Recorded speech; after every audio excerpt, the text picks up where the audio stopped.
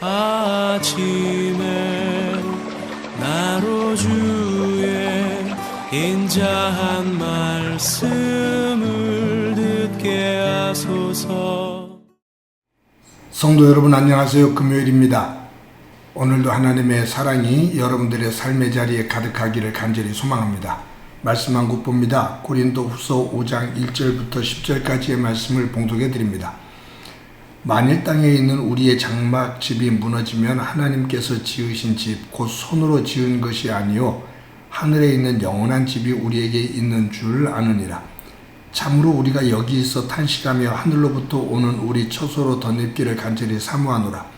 이렇게 입으면 우리가 벗은 자들로 발견되지 않으리 함이라. 참으로 이 장막에 있는 우리가 짐진 것 같이 탄식하는 것은 벗고자 함이 아니요 오히려 덧입고자 함이니 죽을 것이 생명에 삼킨 바 되게 하려 함이라. 곧 이것을 우리에게 이루게 하시고 보증으로 성령을 우리에게 주신 이는 하나님이시니라. 그러므로 우리가 항상 담대하여 몸으로 있을 때에는 주와 따로 있는 줄로 아노니 이는 우리가 믿음으로 행하고 보는 것으로 행하지 아니함이로라. 우리가 담대하여 원하는 바는 차라리 몸을 떠나 주와 함께 있는 그것이라.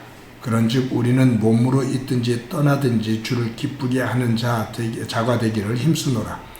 이는 우리가 다 반드시 그리스도의 심판대 앞에 나타나게 되어 각각 선악간에 그 몸으로 행한 것을 따라 받으려 함이라. 아멘.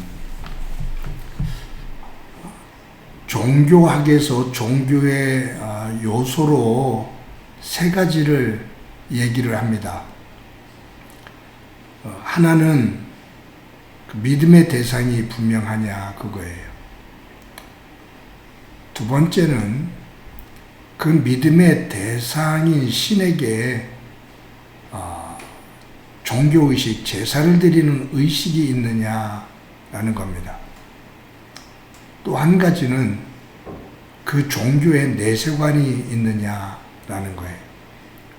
이제 학자들마다 좀 다른 그러한 주장들을 합니다만 제가 종교학을 공부를 조금 한 학기 할 때 그때 믿음의 대상 그리고 그 믿음의 대상을 향한 종교 의식 그리고 그 종교가 가지고 있는 내세관 이런 것들에 대한 기준을 가지고서 쭉 종교를 한번 살펴본 적이 있습니다.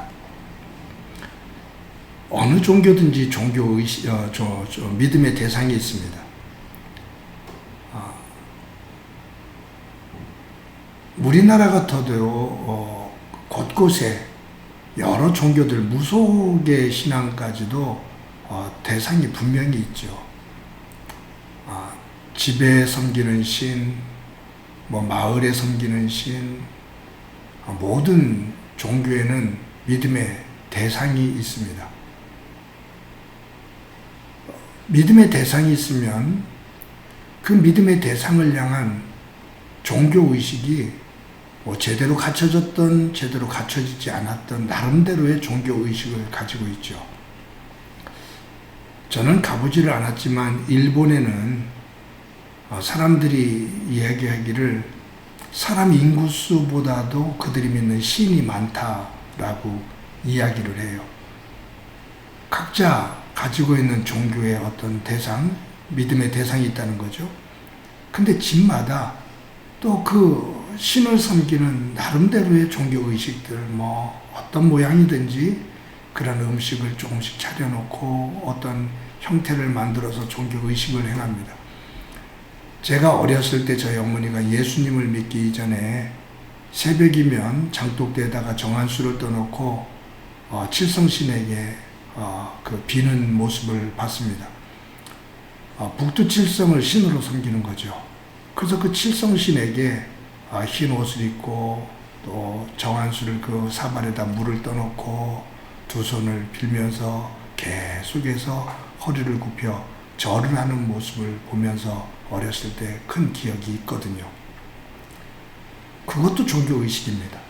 몸을 씻고 흰 옷을 입고 흰 사발 그 대접에 물을 떠놓고 고개를 숙이면서 계속 양손을 비비는 것, 종교의식이죠. 어떤 종교든지 믿음의 대상과 어떤 모습이든지 종교의식은 있습니다. 그런데 그 종교에 내세관이 있느냐라는 문제에 있어서는 좀 달라요. 내세관이 없는 종교들이 참 많습니다. 쉽게 유교 같은 경우도 제사의식이 많이 발달이 되어 있죠. 조상을 섬기는 예, 그 예를 상당히 중요시 여기죠. 그런데 사실은 공자가 이 유교를 말할 때 그 죽은 자에 대한 조상에 대한 그 제사, 그 신을 섬기는 그 부분에 대해서 죽음 이후에 대한 내세에 대한 모습은 없습니다. 나중에 그의 제자들에 의해서 어떤 종교화되어지는 그런 부분들, 그 속에서 이제 제사 제도가 더 발달이 되고 죽은 자에 대한 예를 갖추는 그런 모습으로 발달이 됩니다. 기독교는 그런 면에 있어서 분명한 내세관을 가지고 있습니다. 죽음 이후의 영원한 세계. 예수님께서 첫 번째로 외치신 말씀이 회개하라 천국이 가까웠다. 하나님 나라에 대해서 예수님께서 첫 번째로 말씀하십니다. 그리고 그 하나님 나라로 가는 길이 당신이라고 말씀을 하셔요. 예수님께서 십자가에 달려 죽으신 이후에 사흘 만에 부활하심으로 그 죽음 너머의 세계에 대한 분명한 이야기를 우리에게 말씀하고 계십니다. 오늘 본문 1절에서도 그런 부분에 있어서 우리에게 강력한 말씀을 주고 있죠. 1절에 이렇게 기록되어 있습니다. 만일 땅에 있는 우리의 장막집이 무너지면 하나님께서 지으신 집, 곧 손으로 지은 것이 아니요 하늘에 있는 영원한 집이 우리에게 있는 줄 아느니라. 여기에 보면 땅에 있는 우리의 장막집이 무너지면, 이 장막집이 무너지면이라는 것은 우리가 거하는 집이 아니라 이 본문 전체를 볼 때 우리의 육신이 무너지면, 즉 죽음입니다. 우리가 죽으면 그 말이에요. 우리의 육신의 장막이 무너지면 하나님께서 지으신 집이 있다. 손으로 지은 집이 아니라 하나님께서 지으신 집, 즉 하늘에 있는 영원한 집. 손으로 지은 집이 아닌 하나님께서 지으신 영원한 집이 있는 줄 우리는 분명히 안다. 그 말이에요. 그러면서 여기서 10절에 뭐라고 말씀하시냐면, 이는 우리가 다 반드시 그리스도의 심판대 앞에 나타나게 되어 각각 선악간에 그 몸으로 행한 것을 따라 받으려 함이라. 즉 육신의 장막이 무너진 이후에는 각각 각 사람이 그리스도의 심판대 앞에 서게 된다. 그리고 그 그리스도의 심판대 앞에서 육신의 장막이 무너지기 이전, 죽음 이전에 살았던 삶의 선악간에 행했던, 몸으로 행했던 그 일에 따라 심판을 받게 된다라는 얘기예요. 그러니까 분명히 이 성경에서 말하는 것은 죽음은 끝이 아니라 죽음 이후에 분명한 영원한 세계가 있는데, 그 죽음 이후에 분명히 예수 그리스도 앞에서 심판을 받게 된다. 그 믿음에 따라 행한, 믿는 자와 믿지 않는 자, 또 믿는 자도 믿음을 가지고 있는 상태 속에서 행했던 일들, 그것을 가지고 그리스도 앞에서 심판을 받게 된다. 즉 죽음 이후의 세계가 분명히 있다고 말해요. 그러면서 강조하고 있는 것이 9절입니다. 그런즉 우리는 몸으로 있든지 떠났든지 주를 기쁘시게 하는 자가 되기를 힘쓰노라. 죽음 이후에 영원한 세계에 하나님의 나라가 있다라는 것을 믿는 사람과 하나님 나라가 없다라고 믿는 사람, 하나님 나라가 있다라고 믿는 사람과 없다라고 믿는 사람의 삶은 분명히 차이가 있다고 말이죠. 하나님 나라가 없다라고 생각하는 사람은 모든 것을 이 땅에 중심으로 삶을 살아갑니다. 그러나 죽음 이후에 하나님의 나라가 있다라고 믿는 사람은 이 땅을 지나가는, 이 땅은 나그네 삶이다 그 말이에요. 잠시 머물다 가는 세상이다.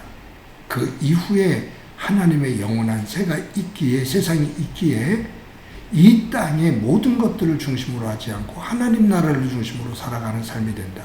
그러니 예수 그리스도 안에서 믿음을 가지고 살아가는 우리는 몸에 있든지 떠나든지, 내가 육신 안에서 육을 가지고 이 땅에서 살든지, 어느 시간이 되어서 정한 날이 되어서 하나님 안에서 죽음을 맞게 되고 떠나든지, 우리는 주를 기쁘게 하는 자의 삶을 살아야 된다. 우리에게 하나님의 나라로 인도하시는 예수님, 그분을 중심으로 한 삶을 살아야 된다, 그 말이에요. 사랑하는 성도 여러분, 저와 여러분이 무엇을 소망하고 있는지, 이 땅의 것을 소망하고 있는지, 아니면 하나님 나라를 소망하고 있는지, 우리의 믿음의 방향은, 진정한 목적은 어디에 있는지를 다시 한번 점검하며 이 땅의 것을 가지고 하나님의 영광을 위해 살아갈 수 있는 소중한 삶이 되어지기를 간절히 소망합니다. 바울이 말하죠. 우리가 그리스도 안에서 바라는 것이 단지 이 생뿐이면, 이 세상의 것이라면 우리는 이 세상에서 가장 불쌍한 자다. 우리는 이 세상의 것이 아닌 하나님의 나라, 그 나라를 소망하기에 우리는 주 안에서 기뻐하는 자다, 그 말입니다. 오늘도 그 나라를 소망하는 주의 거룩한 백성이 되어지기를 간절히 소망합니다. 기도합시다. 하나님 감사합니다. 오늘도 귀한 날 허락해 주신 것 감사합니다. 오늘 하루를 믿음 안에서 신실하게 살아가며 하나님의 백성답게 살아가는데, 이 땅에서 살면서도 하나님의 나라를 소망하며 그 나라 백성답게 살아가는 저희들이 되도록 은총 베풀어 주옵소서. 나그네와 같은 삶이지만 하나님 나라, 그 나라 안에서 분명한 가치가 있는 삶이기에 오늘도 소중하게 여기며 내일 하나님의 나라를 바라볼 수 있는 온전한 믿음의 사람 되게 하옵소서. 예수님의 이름으로 기도드립니다. 아멘.